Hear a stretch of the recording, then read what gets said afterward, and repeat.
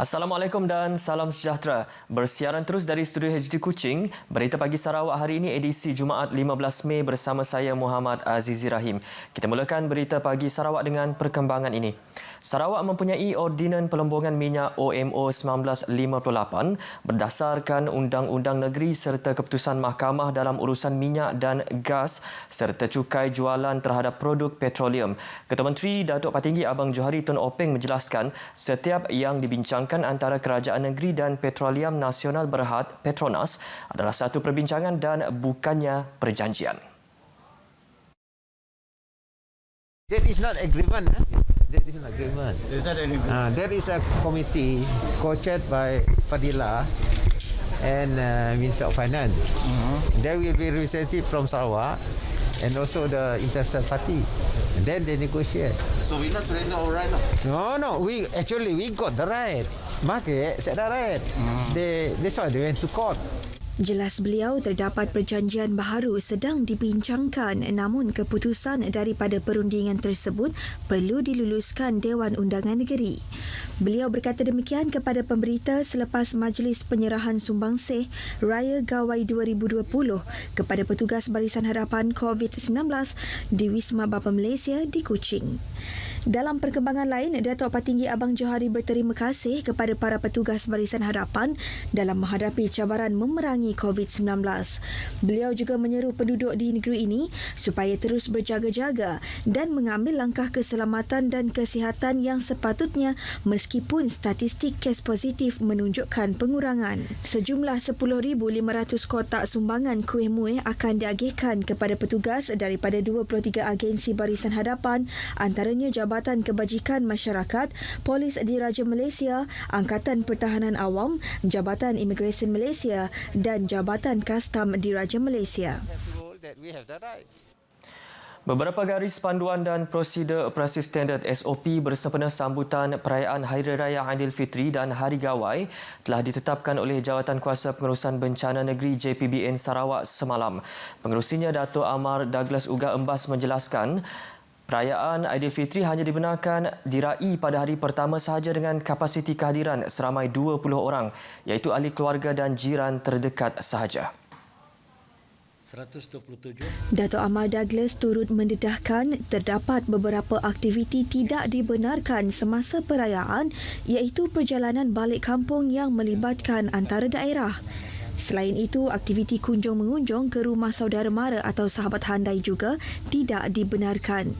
Turut tidak dibenarkan ialah aktiviti rumah terbuka perayaan, bersalaman dan bersentuhan serta menziarah kubur, tahlil dan kenduri.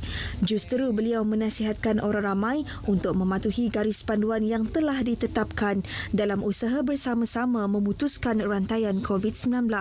Beliau yang juga Timbalan Ketua Menteri berkata demikian pada sidang media harian COVID-19 di Kuching. Sementara itu, tiada kes positif direkodkan di negeri ini semalam, sekaligus mengekalkan jumlah kes positif iaitu sebanyak 544 kes. 9 kes positif telah sembuh dan discharge iaitu 8 kes dari Hospital Umum Sarawak dan 1 kes dari Sibu. Daripada jumlah keseluruhan kes positif COVID-19, 73.53% kes telah sembuh. Manakala bilangan pesakit dalam siasatan PUI mencatatkan 64 kes setakat semalam dan jumlah masih menunggu keputusan makmal adalah 55 kes. Selain itu, sejumlah 7,943 permohonan pergerakan antara daerah telah diterima dan 7,514 telah diluluskan dan 459 tidak diluluskan. Sebanyak 2,161 lokasi juga telah dipantau melibatkan pasaraya, restoran, kilang, pejabat kerajaan dan pasar tani.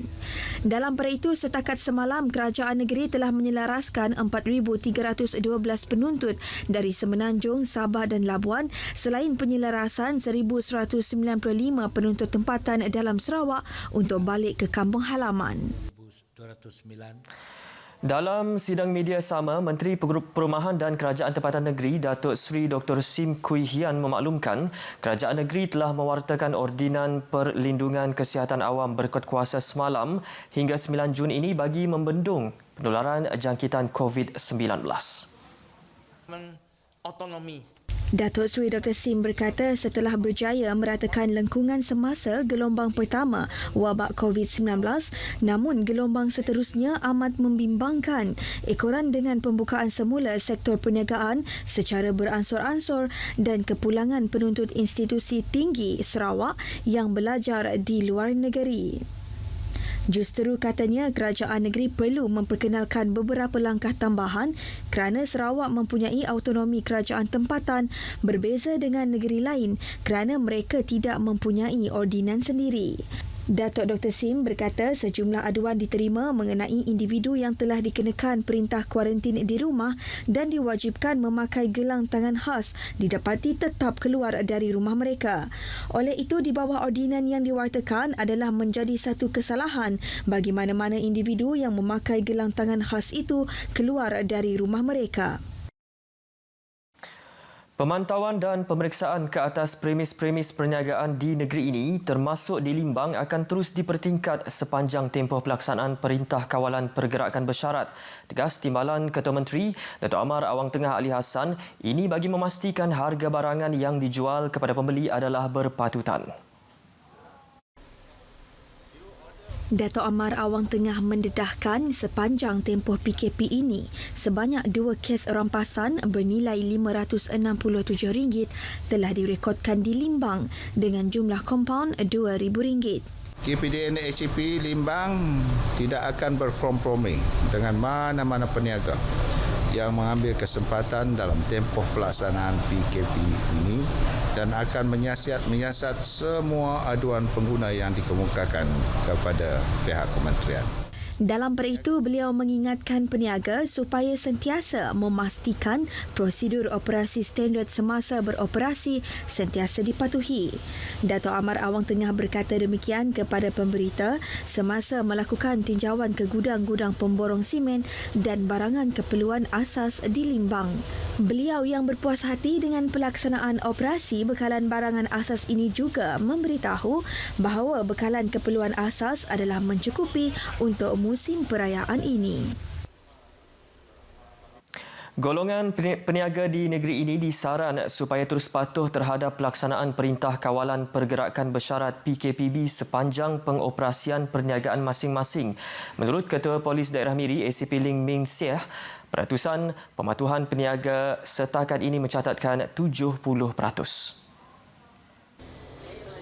ACP Lim memberitahu hasil rondaan yang dilakukan, kebanyakan peniaga memberi alasan tidak mendapat bekalan pensanitasi tangan selain tidak mampu untuk membeli mesin pengimbat suhu badan. Bila ditanya kenapa, alasan macam-macam lah. Dia kata tak dapat beli alkohol untuk sanitizing lah, tak dapat beli pistol temperature tu lah, macam-macam. Itu alasan. Tapi kita bagi ada grace period sikit. Kalau masih minggu depan masih ada ni, kita akan tindakannya kita akan dakwakan mereka. Tegas beliau, rondaan secara kerap akan dilakukan dalam memastikan prosedur operasi standard dipatuhi oleh para peniaga. Beliau ditemui pemberita selepas meninjau operasi pemilik kedai makan dan penerangan kepada pelanggan di Miri. Mengulas mengenai sambutan perayaan Hari Raya dan Gawai, beliau menyeru setiap lapisan masyarakat supaya terus patuh kepada arahan semasa. Kaedah dan cara penerimaan pesalah ke Pusat Koreksional Bintulu sepanjang wabak COVID-19 diubah mengikut prosedur operasi standard SOP yang ditetapkan Jabatan Penjara Malaysia. Pusat tersebut juga dijadikan pusat menempatkan pesalah yang ingkar Perintah Kawalan Pergerakan PKP yang telah dijatuhkan hukuman di Bintulu. Menurut Pengarah Pusat Koreksional Bintulu, Penolong Komisioner Penjara PKP Hairul Hisham Muhammad Haris, setiap pesalah yang dimasukkan ke pusat tersebut akan diterima di luar bangunan oleh pegawai penjara yang menggunakan pakaian perlindungan peribadi PPE. Setelah melalui pemeriksaan kesihatan, pakaian pesalah ditukarkan terlebih dahulu untuk tujuan sanitasi sebelum dibawa masuk ke dalam bangunan. Untuk kami memastikan bahawa tidak ada sebarang jangkitan berlaku di dalam institusi ini yang akan melibatkan bantuan lain dan seterusnya akan terus melibatkan pihak kesihatan akan menjadi lebih sukar lagi. Jadi kami seboleh-boleh cuba membenteras rantaian COVID-19 itu daripada masuk ke dalam penjara. Seterusnya, sebagai langkah pencegahan, pesalah diasingkan daripada kelompok pesalah yang lain selama 14 hari. Kebanyakan pesalah PKP hanya berada di pusat tersebut dalam tempoh yang singkat mengikut tempoh hukuman yang dijatuhkan oleh mahkamah. Sehingga kini, ujar PKP Hairul Hisham, seramai 35 orang pesalah PKP telah ditempatkan di pusat berkenaan. Selepas daripada 14 hari, barulah mereka akan menjalani latihan ataupun menjalani program-program program pembangunan insan seperti biasa, di mana pada fasa 1-nya kita ada orientasi, fasa 2 pengukuhan sasiah, fasa 3 kemahiran dan fasa keempat untuk prabebas. Selain itu, langkah pencegahan dan penjagaan kebersihan seperti mencuci tangan sebelum dan selepas masuk ke pusat itu juga dilaksanakan. Malah disediakan tempat khas untuk mencuci tangan di samping penekanan jarak sosial serta penggunaan pelitup separuh muka dalam kalangan kaki tangan dan pelawat. Setakat ini dahulu perkembangan berita dari Sarawak. Terus patuhi perintah kawalan pergerakan bersyarat, elakkan keluar dari rumah kecuali untuk urusan-urusan yang penting sahaja. Amalkan tahap kebersihan yang optimum pada setiap masa. Dengan itu, saya Muhammad Azizi Rahim. Assalamualaikum.